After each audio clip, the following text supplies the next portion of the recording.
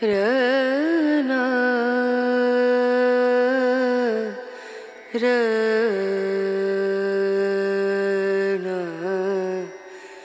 रनु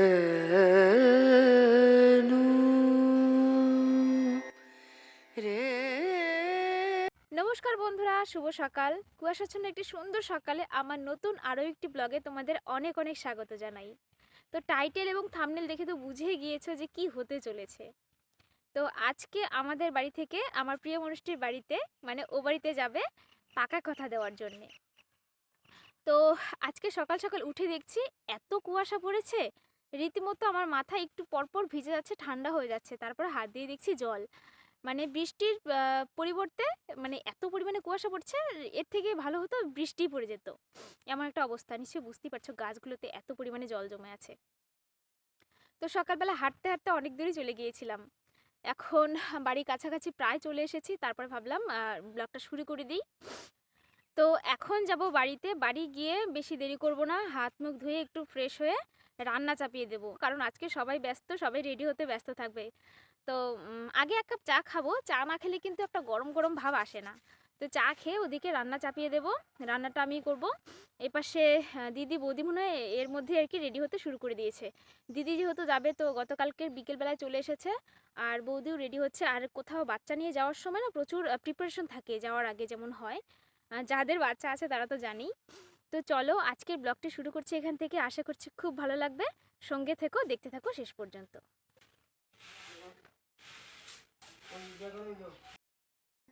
বাড়িতে এসে দেখছি এখনও তেমন কিছু এগিয়ে যায়নি। বৌদি সবে উঠোন ঝাড়ু দিচ্ছে, আর আমি এদিকে হাত মুখ ধুয়ে অনেকক্ষণ বসেও আছি, এপাশ ওপাশ করছি।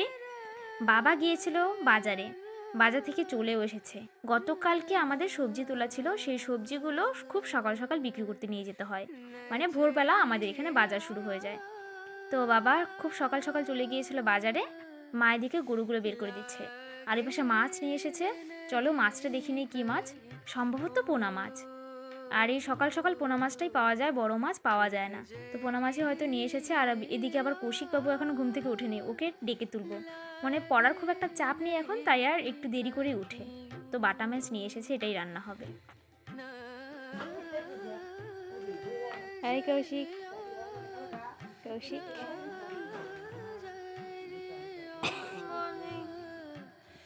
Good morning. উঠবে না? ওঠো।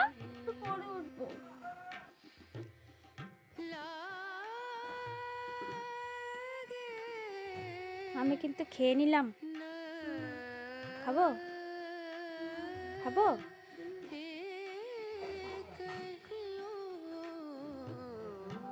উঠো।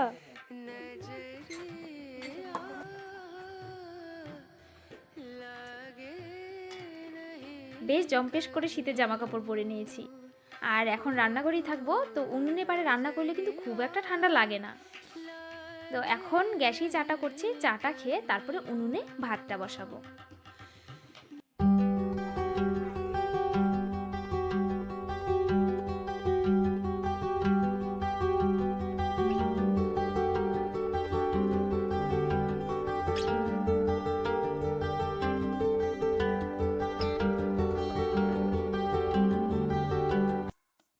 বেলা তো বেড়েই চলেছে, কিন্তু রোদে দেখা পাওয়া যাচ্ছে না, মনে হচ্ছে না আজকে আর রোদ উঠবে বলে।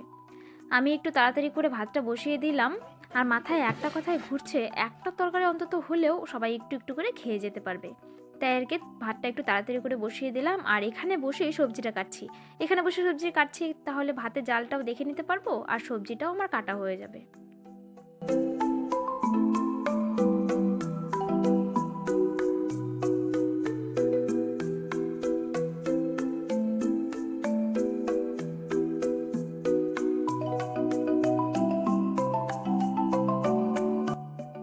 ঠাম্মা এদিকে আমার একটা বড় উপকার করলো, মাছটা ধুয়ে কেটে এনে পরিষ্কার করে দিয়েছে, সময়টা অনেকটা বেঁচে গেল আমার। এরই ফাঁকে আমি আলু আর বেগুন কেটে নিয়েছি মাছের তরকারি করব বলে। তারপরে ভাতের হাঁড়িটা মুছে নিচ্ছি। মাকে দেখি যখন রান্না করে উপরিভাগটা থেকে ছাই দিয়ে নেয়, তাই আমিও আর কি একটু ছাই দিয়ে লিপি দিয়েছিলাম।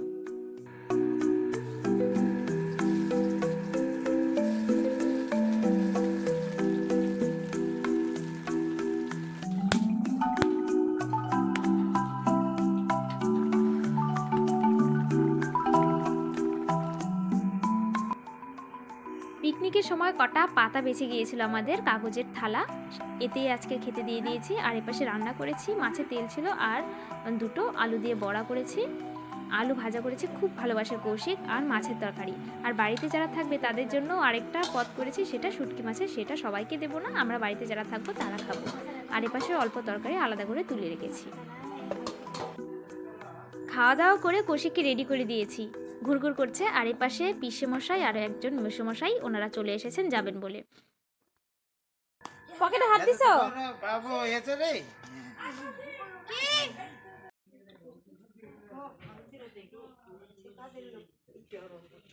সব রেডি? তুমি হচ্ছে মেয়ের মা। খাই আসছে বাড়িতে ভাত খেতে। টাটা দাও।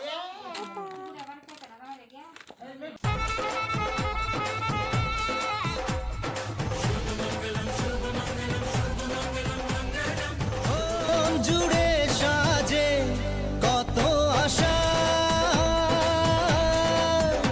আজ মন ছুঁয়ে আছে ভালোবাসা, এলো যে স্বপ্নের দিন ও কাছে এলো। অনেকক্ষণ পর তোমাদের সঙ্গে একটু আবারও কথা বলতে এলাম। ঠান্ডা আরও বাড়ছে, বেলা যত বাড়ছে শীত তত বাড়ছে। আর আজকে যেহেতু এখনও রোদ ওঠেনি, তো মনে হচ্ছে না আজকে আর রোদে দেখা পাওয়া যাবে, এভাবেই কেটে যাবে বাকি বেলাটুকু। আর ওনারা তো অনেকক্ষণ আগেই বেরিয়ে গেছেন, মোটামুটি ঘন্টাখানেক আগে। সবাই ছিল এখানেই, কিন্তু জামাইবাবু ছিলেন না। উনি ওপাশে রেডি হয়ে দাঁড়িয়ে আছেন বাড়ির সামনে, ওখান থেকে আর কি গাড়িতে উঠবে, মানে ওই রাস্তা দিয়ে যাবে। তো ওপাশে ওনাকে নিয়ে তারপর একেবারে যাবে। তো চলো সবার সঙ্গে তোমাদেরকে একটু ও বাড়িটা ঘুরিয়ে নিয়ে আসি।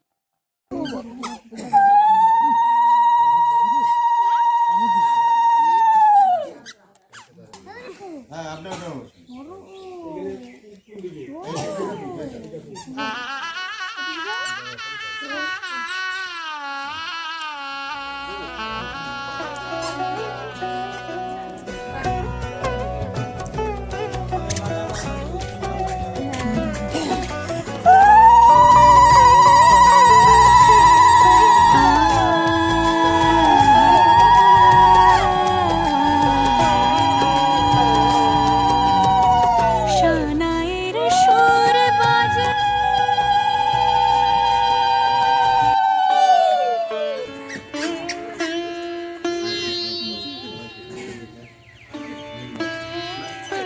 কপালে শোয়াও।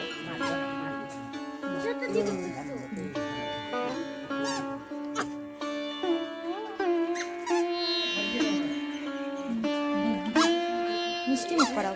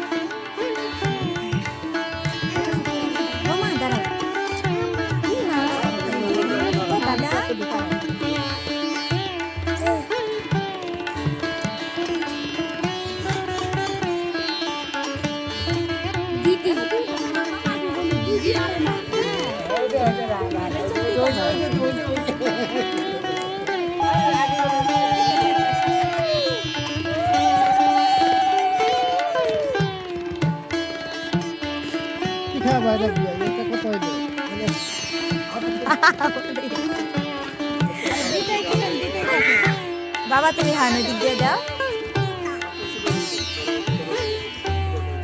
গোটাই দাও। এই বিয়ে বড় আছে তো আপনার থেকে বড়টা দেন।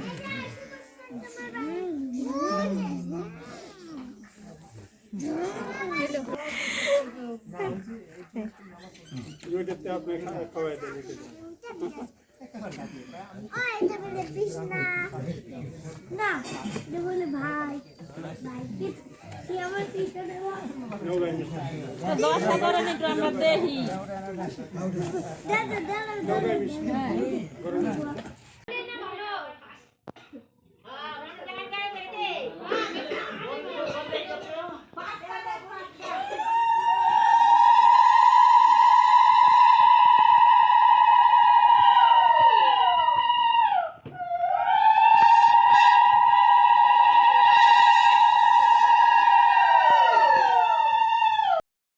সন্ধ্যের পর সবাই এসে বাড়ি পৌঁছলো।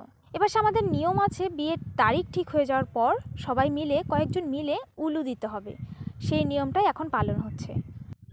আর ঠিক এই সময় বুকের ভিতরটা ছ্যাঁকা দিয়ে উঠছে বারবার। তবে চলো আজকে ব্লগটা আমি এখানে শেষ করছি। দেখা হচ্ছে পরবর্তী একটা সুন্দর ব্লগের সঙ্গে বিয়ের তারিখটা ঠিক কবে হয়েছে সেটা অবশ্যই পরের ব্লগে তোমাদের জানিয়ে দেব। আজকের মতো এখানেই বিদায় নিচ্ছি। দেখা হচ্ছে পরবর্তী একটা সুন্দর ব্লগের সঙ্গে। খুব ভালো থেকো, সুস্থ থেকো, শুভরাত্রি।